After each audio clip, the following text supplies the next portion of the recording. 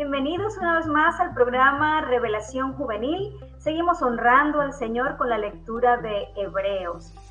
El autor plantea algunas preguntas que bien valen la pena meditar en ellas en los versículos 16 al 19. Eso está en el capítulo 3 de Hebreos. Y en el nombre del Padre, del Hijo y del Espíritu Santo las leemos. ¿Quiénes fueron los que habiendo oído le provocaron? ¿No fueron todos los que salieron de Egipto por mano de Moisés? Dice el versículo 17. Y con quienes estuvo él disgustado 40 años, ¿no fue con los que pecaron, cuyos cuerpos cayeron en el desierto? Versículo 8. ¿Y a quienes juró que no entrarían en su reposo, sino a aquellos que desobedecieron? El verso 19, que es el final del capítulo 3 de Hebreos, y vemos que no pudieron entrar a causa de la incredulidad. Así que, hermanos, oremos para que hoy demos inicio a esta enseñanza. Amado Dios y Padre Celestial, queremos honrarte, Señor, proclamar que tú eres Dios, que tú eres Rey por sobre todas las cosas, que tú eres el Santo de Israel, que tú eres aquel que merece todas las cosas y que tú eres el Dios, oh Padre, que tiene palabras de vida. Padre, encomendamos a ti esta enseñanza que vamos a dar inicio del capítulo 3 de Hebreos. Prepara nuestros corazones, nuestras mentes para recibirla y meditar en ella de día y de noche. Sé tú nuestro Maestro, sé tú, Señor, añadiendo más a lo que está preparado para el día de hoy y enséñanos tú, oh Maestro por excelencia, Jesucristo, Señor. Gracias, Padre. Demos inicio. Pareciera innecesario tener que aclarar que es la mayor honra al que hizo la casa que en sí honrar la casa en sí misma. Sin embargo, el autor de Hebreos en el capítulo 3 hace comparaciones en torno al tabernáculo de Moisés, el cual ha sido sustituido por nosotros como templo del Espíritu Santo.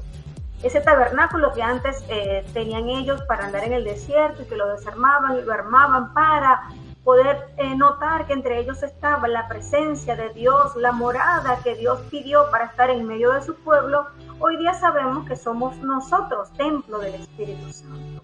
Así que otro aspecto en la enseñanza de Hebreos 3 es que el autor está diciendo que ese tabernáculo que Moisés levantó estuvo muy bien para el pueblo mientras estuvo en Egipto, que había salido de Egipto, que estaba en el desierto, pero que Cristo como Dios, cuando compara, ok, ¿quién es mayor? ¿La casa o el que hace la casa? Entonces está diciendo, pero Cristo como Dios, que es el creador del hombre, es superior a ese tabernáculo. La respuesta a estas preguntas que nosotros acabamos de leer, que están en ese mismo capítulo, pero en su parte final del versículo 16 al 19, digamos que encontramos la respuesta a lo largo de la lectura de los primeros versículos, del 1 al 15. Vamos a dar inicio. Yo tengo en mi versión de Reina Valera de 1960 que el capítulo 3 de Hebreos tiene dos subtítulos. El primero es que Jesús es superior a Moisés. Ese es el primer subtítulo que nosotros encontramos. Y la verdad que llama la atención que sea necesario hoy para nosotros que el autor tenga la necesidad de explicarlo. Pero recordemos que cuando el autor está hablándole a los recién convertidos, ¿verdad? Él está hablando a personas que vienen de ser judaizantes, practicando la ley de Moisés y que posterior a la muerte de Jesucristo fueron creyentes, pero que ellos solamente pueden comparar su vida con las escrituras del Antiguo Testamento. Así que vamos a leer ese primer subtítulo y los versículos, el primer grupo que vamos a leer es del primero, versículo 1 al versículo 6, y dice así la palabra del Señor. Por tanto, hermanos santos, participantes del llamamiento celestial, considerad al apóstol y sumo sacerdote de nuestra profesión, Y ahí habla de Cristo Jesús, dice la Escritura, como apóstol y sumo sacerdote. El versículo 2 dice, el cual es fiel al que le constituyó, como también lo fue Moisés en toda la casa de Dios. Porque de tanto mayor gloria que fue Moisés, es estimado digno cuanto tiene mayor honra que la casa el que la hizo. El verso 4, porque toda casa es hecha por alguno, pero el que hizo todas las cosas es Dios. Versículo 5, y Moisés a la verdad fue fiel en toda la casa de Dios, pero destaca el versículo que él lo hizo como siervo, para testimonio de lo que se iba a decir. Y el verso 6 dice, pero Cristo como hijo sobre su casa, la cual casa somos ahora nosotros, si retenemos firme hasta el fin la confianza y el gloriarnos en la esperanza. Recordemos nuevamente, el autor de Hebreos le habla a convertidos al cristianismo, que pudieran estar considerando volver a sus antiguas prácticas de la ley dada por Dios a Moisés. Porque estaban en persecución, porque entran las dudas, las inseguridades, y el autor acá les está reforzando la fe. El autor desde el versículo 1 se dirige a los cristianos llamándolos hermanos santos, participantes del llamamiento celestial, engrandeciendo de alguna manera el llamado que se ha recibido ahora que ya ellos son creyentes. Y los creyentes en Cristo Jesús son santos, claro que sí. Nosotros somos santos, hermanos santos. Usted que ha recibido a Cristo, yo que soy seguidora de nuestro Señor Jesucristo, igualmente somos hermanos santos en nuestra posición con Dios por el sacrificio expiatorio de Cristo. Nosotros somos santos en Cristo. Es Jesús quien nos hace santos. La palabra santo en este versículo está enfatizando nuestra posición es en la salvación otorgada a través de nuestro Señor. Vemos cómo en Mateo 5:17 Jesús deja clara su posición cerca de la ley de Moisés. Mire, dice el Mateo 5:17, no penséis, dice el Señor, que he venido para abrogar la ley o los profetas. No he venido para abrogar, sino para cumplir. Verso 18. Porque de cierto os digo que hasta que pasen el cielo y la tierra, ni una jota de la ley pasará, ni una tilde. Entonces, hasta que todo se haya cumplido, dice nuestro Señor Jesucristo. Podemos leer también en Romanos 3:31, plantea algo bien claro, y es una pregunta de estos tiempos, y dice, ¿anulamos entonces la ley por la fe? De ninguna manera. Antes bien establecemos la ley. Romanos 7:6 dice, pero ahora estamos libres de la ley por haber muerto para aquella en que estábamos sujetos, de modo que sirvamos bajo el régimen nuevo del Espíritu y no bajo el régimen viejo de la ley. ¿Qué entiendo personalmente con este pasaje? Una, que fuimos llamados a libertad en Cristo Jesús.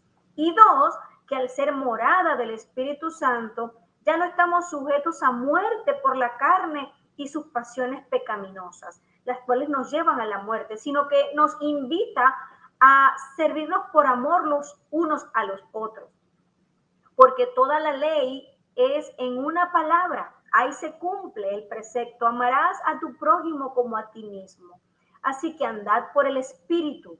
No cumplamos el deseo de la carne, sino que seamos guiados por el Espíritu. Si bien es cierto lo importante que fue Moisés para el pueblo judío en su liberación de la esclavitud en Egipto, también en su función como intercesor ante Dios, obviamente la posición de Moisés es trascendental, y cada vez que el pueblo decepcionaba a Dios con todas las ofensas, el intercesor era Moisés. En realidad hay que ver en la persona de Moisés al siervo, lo cual lo pone en una posición inferior a la obra realizada por Jesús. Eso es lo que está diciendo el autor de Hebreos en el capítulo 3. El autor no quiere menospreciar a Moisés, al contrario, está valorándolo como siervo de Dios para tomar el valor que el pueblo judío le otorga a la ley recibida por Moisés. Una ley que aunque no podía ser cumplida, ¿verdad? Por lo exigente, porque somos imperfectos pecadores y por eso necesitábamos el sacrificio de Jesús, igualmente era una ley que ponía orden, una ley que establecía las normas de comportamiento. Luego, darle la aplicación espiritual es que a partir de la muerte de Jesús en la cruz, debe el amor que viene del Padre, que Él tuvo por la humanidad al enviar a su Hijo a morir por el pago de nuestros pecados. Eso es ahí lo que vemos también.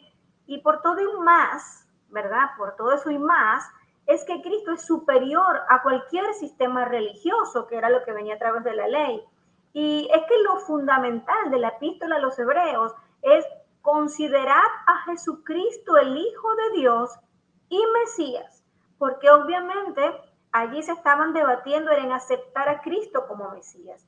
En los pasajes leídos en Hebreos se encuentran algunas palabras que nos ofrecen mayor claridad en la persona de Jesús y en cómo realmente debemos verlo nosotros y considerarlo. Obviamente era para quienes se dirigió la carta, pero es importante que atesoremos en nuestro corazón que el autor le otorga los títulos a Cristo de apóstol y de sumo sacerdote. Como apóstol, Jesucristo es tanto el apóstol y el sumo sacerdote de nosotros los cristianos. Jesús es el apóstol porque Él fue el enviado por Dios al Padre. Él es el embajador de Dios.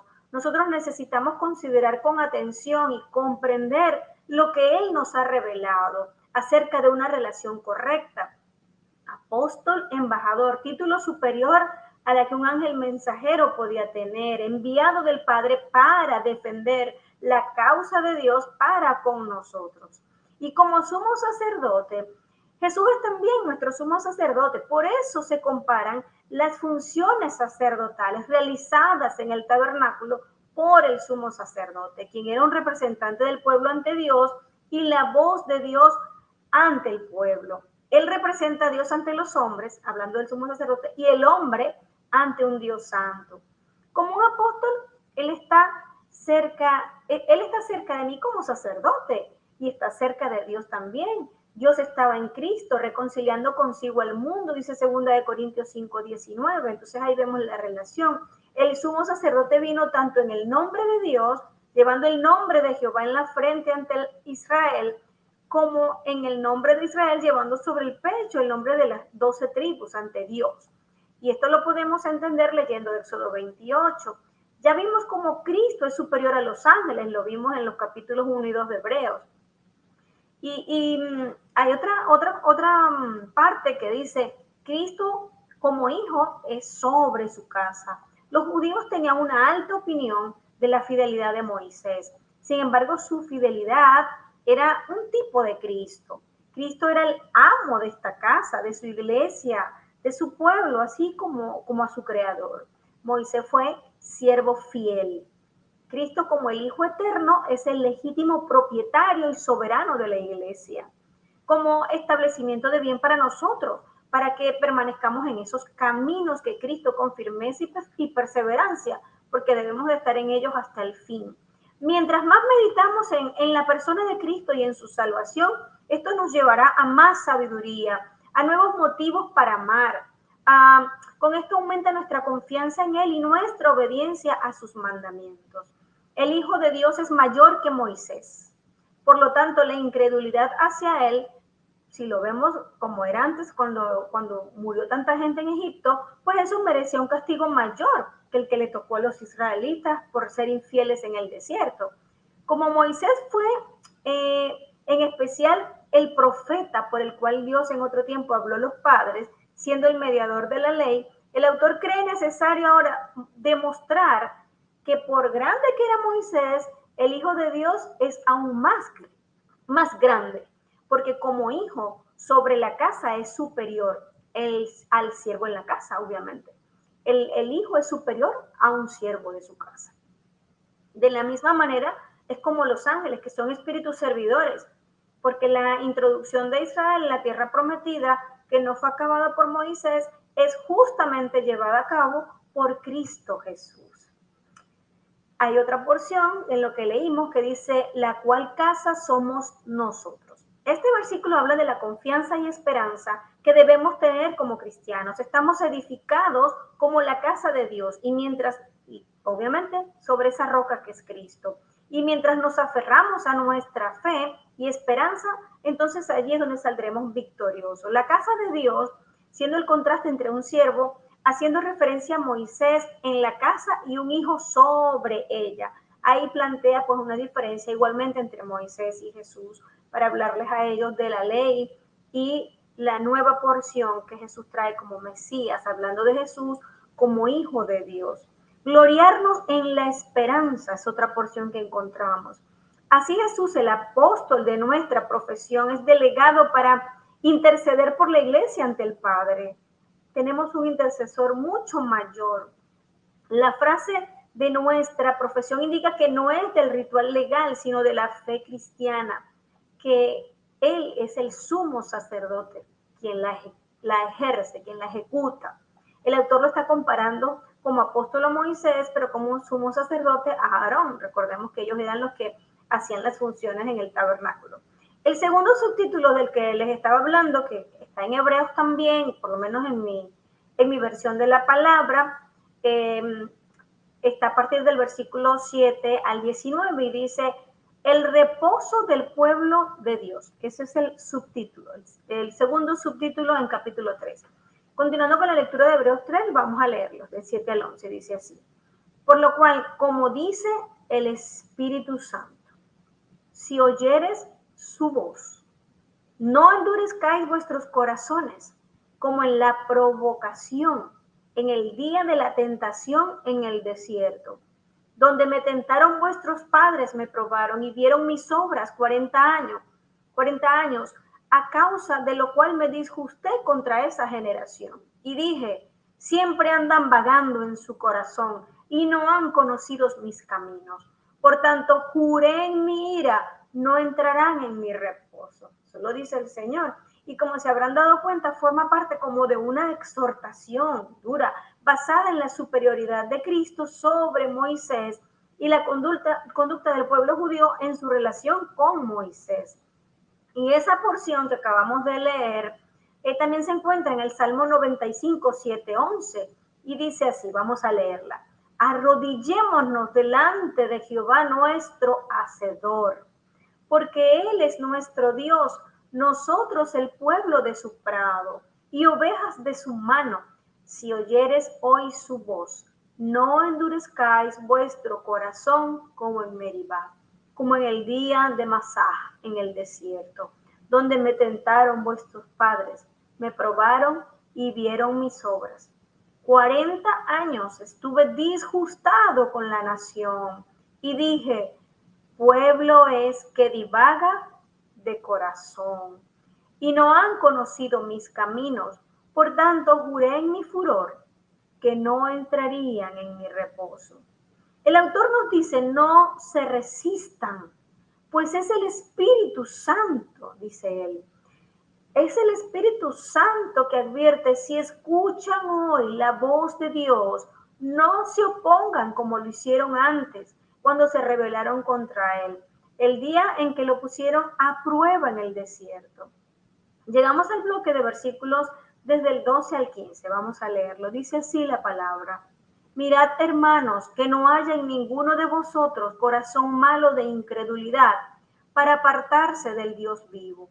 Un corazón malvado quiere dudar y está ansioso por encontrar razones y excusas.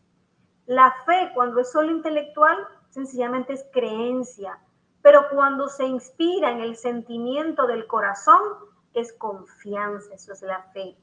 La palabra incredulidad, que lo menciona allí el versículo, nos recuerda que la razón del fracaso fue una razón del corazón.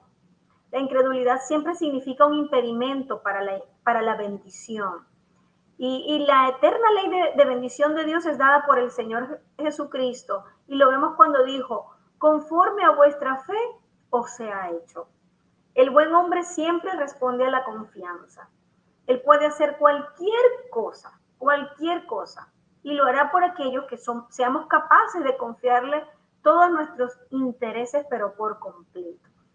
Recordemos lo que se dijo acerca de la ciudad junto al mar de Galilea, en relación con el Señor Jesús, quien no pudo hacer muchas obras poderosas allí a causa de su incredulidad. El verso 13 dice, Antes exhortaos, seguimos en Hebreos 3, los unos a los otros cada día, entre tanto que se dice hoy, para que ninguno de vosotros se endurezca por el engaño del pecado. La característica más marcada del pecado se indica en su primera personificación. ¿Cuándo apareció por primera vez? Cuando se establece en relación con la caída del hombre, la caída moral del hombre, la sutileza, el movimiento secreto visto con la serpiente antigua, o sea, esa sagacidad al engañar a la primera pareja, esa falta de sinceridad y los engaños son elementos esenciales en la obra del pecado. Dice el versículo 14, porque somos hechos participantes con Cristo, con tal que tengamos firme hasta el fin nuestra confianza del principio. El verso 15, entre tanto que se dice, si oyeres hoy su voz, no endurezcáis vuestros corazones como en la provocación. Lo repite, el peligro del libre albedrío muchas veces es que nosotros podemos endurecernos, como lo menciona allí, el tiempo de la provocación. O sea, es una decisión. Y hace referencia a ciertas ocasiones durante el Éxodo. El día de la tentación a lo mejor pudiera referirse a uno de esos días, porque hubo muchos en el desierto, cuando los hijos de Israel pues dudaban de Dios. La referencia puede ser a los agravios del tiempo de adorar al becerro de oro, por ejemplo. Pero la expresión puede tener también la intención de resumir los 38 años de probar a Israel en medio de las experiencias en el desierto. Fueron años de vagar por el desierto que constituyeron su día de prueba.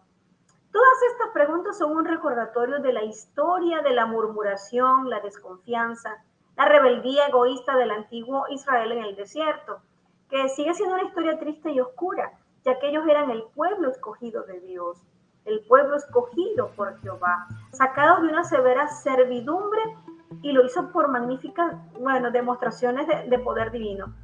No he visto más un pueblo que haya recibido más manifestaciones de milagros como lo recibió el pueblo de Israel.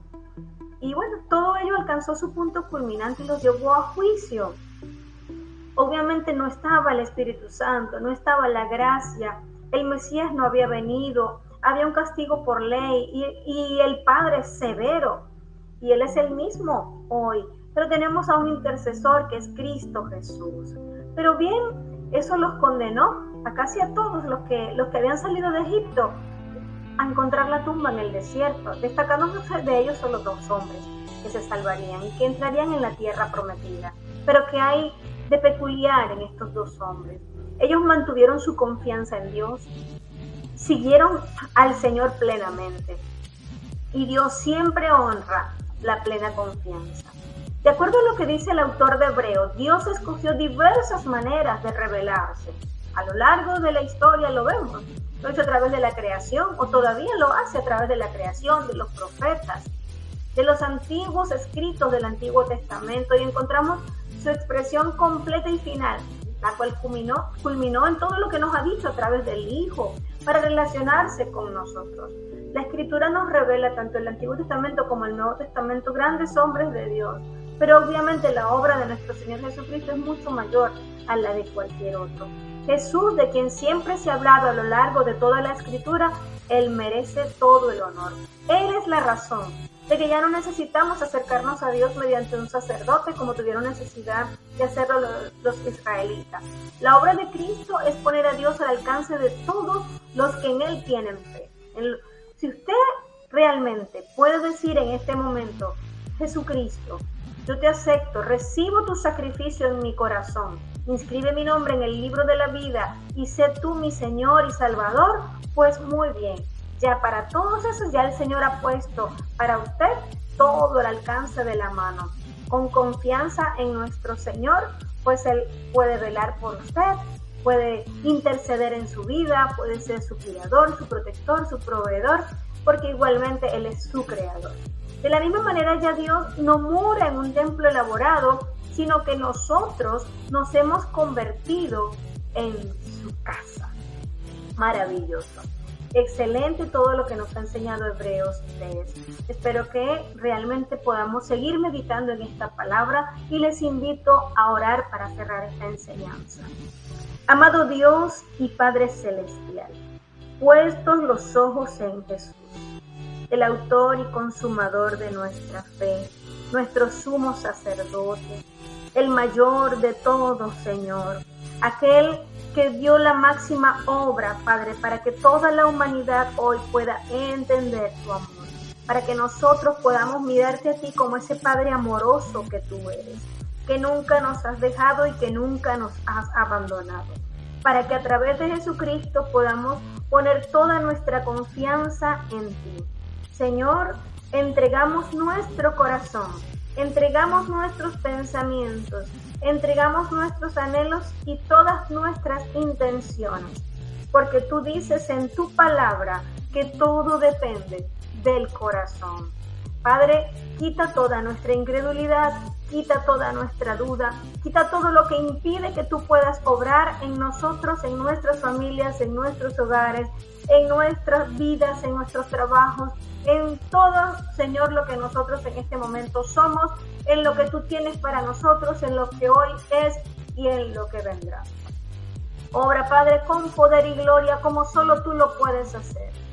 Hazlo, Señor, a tu manera, que se haga a tu manera que es mejor y no a la nuestra. Descanso y reposo, paz que proviene de lo alto, en el nombre poderoso de Jesucristo. Los espero la próxima semana. El Señor les bendiga.